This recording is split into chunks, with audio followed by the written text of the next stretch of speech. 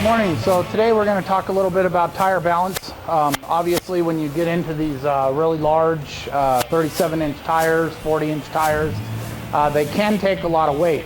Now this particular tire, this is a Falcon Wild Peak AT.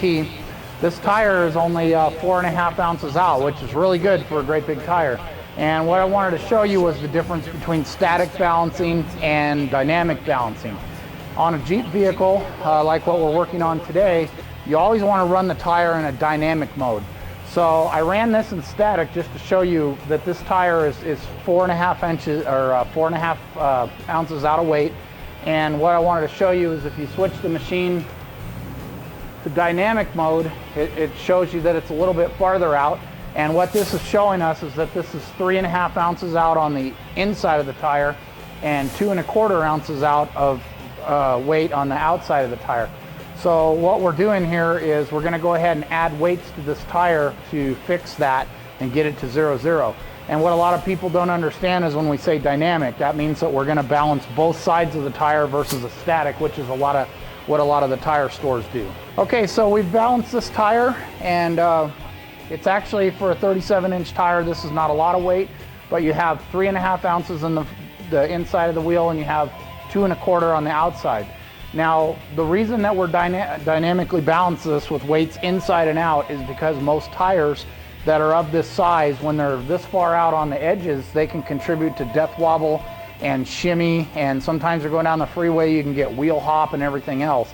And I know you've heard from the guys forever, oh, I never bounce my tires. Well, it's a great idea to balance your tires, especially on a TJ, a JK, any Jeep vehicle, you should have them dynamically balanced. So what we're gonna do here is we're gonna go ahead and get these weights all set up on here, and then we'll respin it.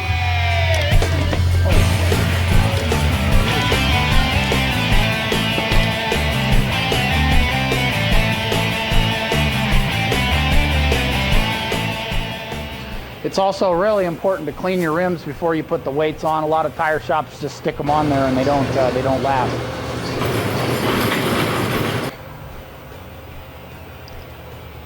Go ahead and set this up for the outside of the tire.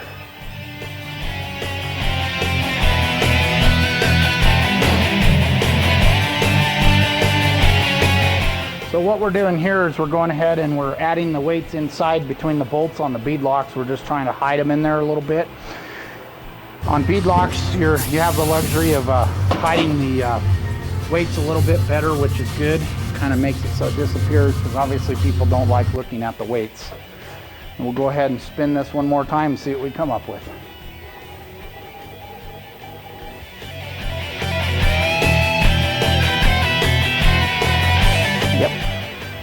So sometimes what will happen is when you rebalance the tire after you add the weight, sometimes it'll ask for a little bit more. So we're going to check this and see what it says we got. Okay, so it's actually asking us to take just a little bit, add a little bit more over here. So we're going to go ahead and add just a little bit more to it. Okay, and then we'll check the inside. It's asking for 75 more.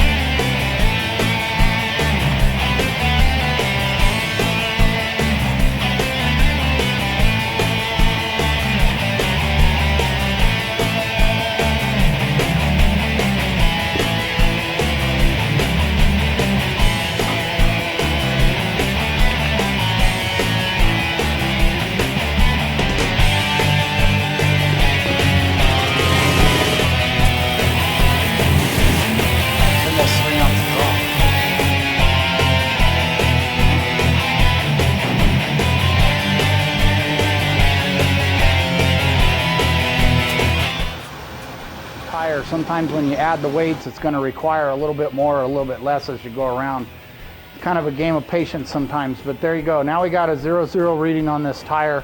So dynamically this tire is balanced perfectly and should run down the road nice and true without shimmy and without death wobble.